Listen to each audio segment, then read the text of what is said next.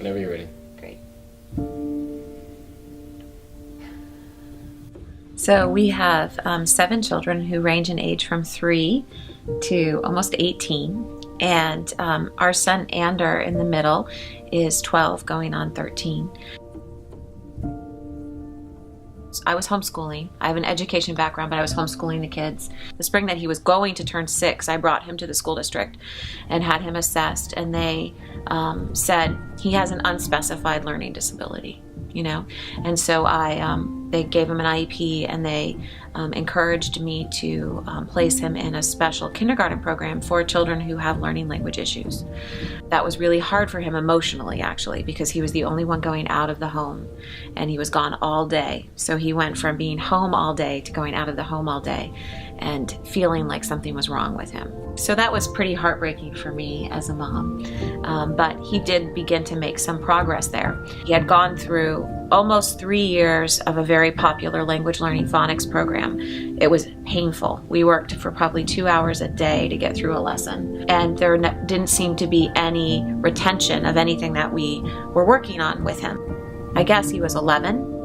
He should have been, and he tested at a pre-K4 level, and I was just like, what do I do?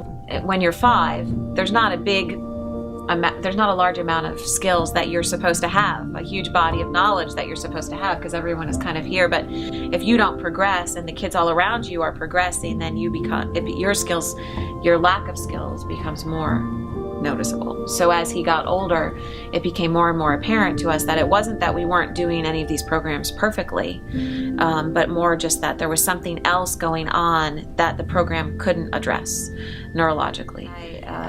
Last spring was looking for a comparable program here in Baltimore. I came upon Kate's website, the Brain Trained in Maryland website, and he had been doing the dyslexia program for, I guess, about 7 months, and he was seeing some progress, but I knew that we still needed that other piece if he was going to be really successful. And so I signed up to come in and meet with Kate and have her do an assessment on him in hopes of maybe doing a summer program with him. And that's kind of where our journey with brain training started. And so I had fun with it and did really well, and it was great to get some encouragement. Boy, you must be in music or something like that. Well, no, I don't know.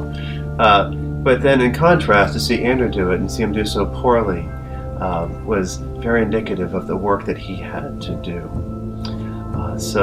But of course he was drawn to this right away. I mean, it's interactive, and the environment was so welcoming.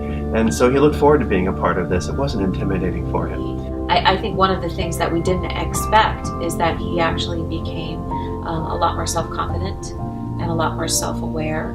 He's much more comfortable socially as well. He's able to go out and introduce himself to other kids and welcome kids who are outside the group into the group. That's been a great thing to see. So at the end of the summer, we saw this social. He had a crush on a girl at school, and we were like, what? I mean, that's what 12-year-old boys are supposed to have, but it was just so shocking to see him banter with this girl. I was just like, oh my gosh, what's happening to him?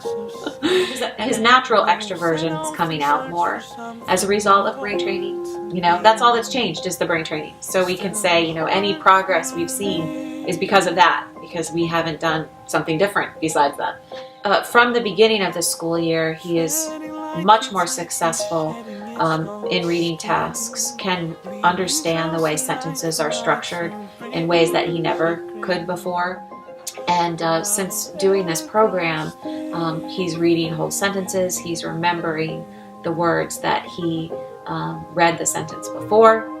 He's starting to make inferences about what's going to happen in the story and make guesses about the words, given the context of the story. It's still really hard for him. We still, you know, Kate says we still have probably about a year to go. But the fact that you can even talk about that kind of disability and that way, that there's hope that he is not always going to be struggling in the same way, is different than anything anyone else will tell you.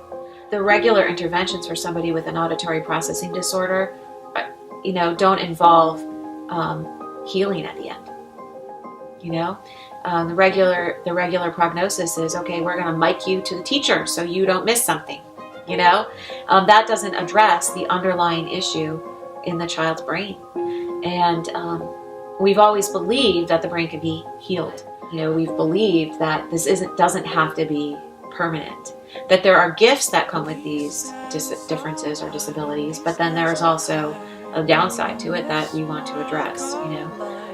We're really encouraged by the progress he's made, and are hopeful for his future because of the difference that the brain training therapies have made for him. So my encouragement for somebody who finds themselves in the same position where we were is that you don't have to keep on trying the same thing that's not working and trying it hard, hoping to get better results.